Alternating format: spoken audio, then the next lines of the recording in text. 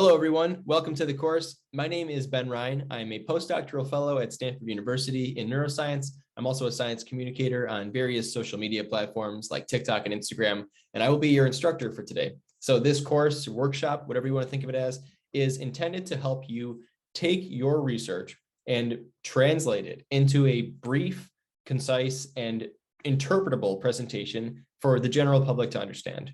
And what I've just described is really the goal of the 3-minute thesis competition. And that is probably why you're here, because you're planning to compete or thinking about competing. You're also welcome to be here if you're just interested in science communication in general. This is going to be built around how to turn your research into a 3-minute thesis presentation specifically. But I also want to point out that it's not just about the 3-minute thesis. Learning skills to communicate your research to the general public is a skill that will stick with you forever. And once you sort of identify these analogies and start to think about science or whatever the research is in the context of how a non-expert would understand it, those skills stay with you. And I really think that developing those skills as early as you can in your career is extremely important. My experience with the 3-minute thesis was really interesting. It really changed my life. I decided to compete. I felt like it was that time in my PhD. I was close to the end and I thought, let's do this. I've always wanted to do it. And the process of, like I say, translating my research into a way that anyone can understand it really taught me a lot about that process. And I discovered that I actually really liked it. So following the 3-minute thesis, I decided to start posting on social media about science and explaining research papers and things.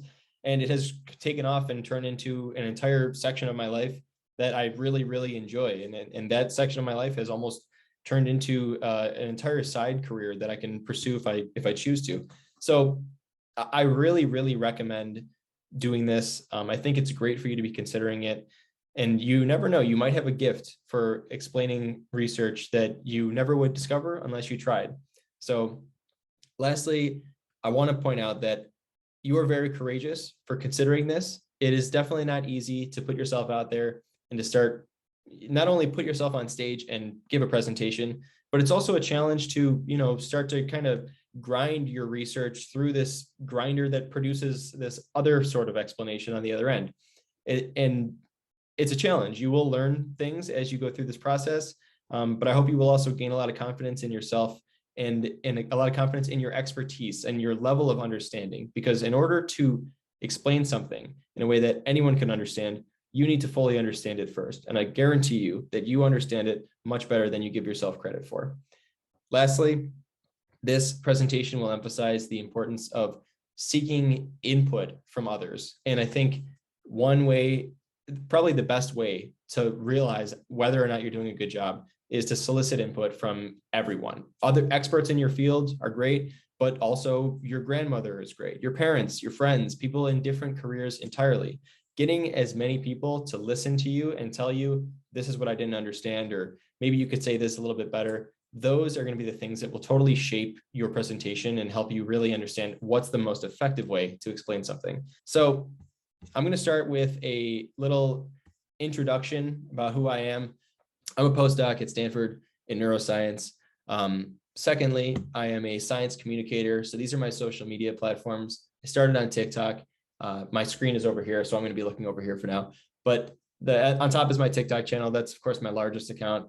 Then I moved over to Instagram. And on the bottom is my Bilibili account, which is a YouTube of China sort of thing. So I do science communication in various formats, as you can see, all video based. Another important detail, I was the winner of the 3-minute thesis in my PhD at SUNY Buffalo in 2020. So I have experience with this process. I know what it's like. I know it's challenging, and I hope to share with you as much as I can that I learned through my personal experience. Second to last, I also recently won this neuroscience pitch competition. And lastly, I'm really honored to say, I just wanted to include this, the American Association for the Advancement of Science recently recognized me as a finalist for the Early Career Award for Public Engagement with Science. So really important to know, scientists and science academies and foundations do respect science communication. It is a growing component of the science field. So I actually used to think that traditional academics would think it was silly for me to be posting videos on TikTok, but it turns out they do actually respect it. So keep that in mind. We're going to get into science communication on social media later on.